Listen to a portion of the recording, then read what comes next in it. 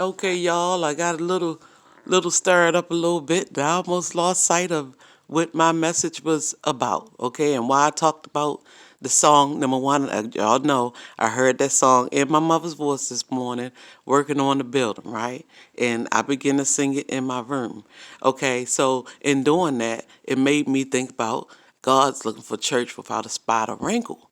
You know what I'm saying? So when you say that sometime, I think sometimes people may even think that you're talking about a whole church building and all that stuff like that. But in thinking about that, we can't forget that our body is considered our temple, right?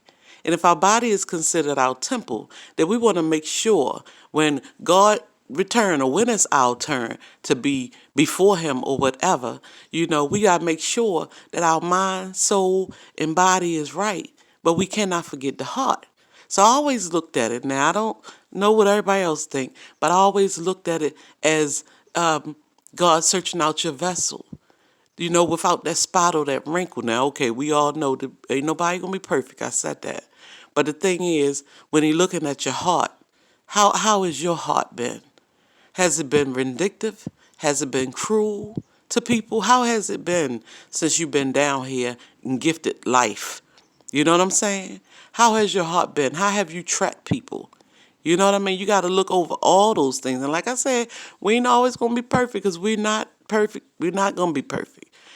But that's what I wanted to address in working on that building, like that spot or that wrinkle. Don't forget that our bodies are considered to be our temple as well, right?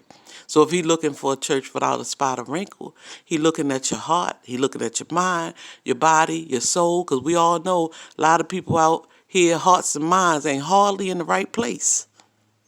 We got wicked thoughts and evil thoughts, and we do stuff to hurt people intentionally and think nothing of it, right?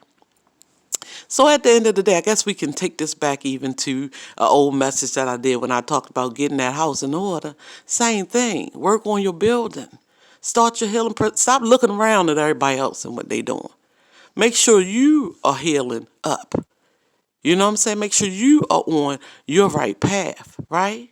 Make sure you are doing the right thing from your heart. And I know in people who are trying to reach out and help people and stuff like that and stay on the right path and things like that, it's not easy. And I'm not asking anybody ever to sacrifice themselves. Because sometimes the journey is more than what we can bear. And some people have to be turned over to God. You can't go on every battle with people because you don't want nothing to pull you backwards, right? So sometimes you may have to release. You don't want to see it that be the case because these people you trying to free could be your family, your friends, people who have your heart, literally. You know what I'm saying? But when it's starting to pull you backwards, and you want so bad to save everybody, because I know how that can be. You want so bad to say, okay, why won't this person change? Why do they keep doing these evil things? When it begins to drain you to the point you have nothing left to fight that battle with them. That's something when they're going to have to learn how to seek God out for themselves.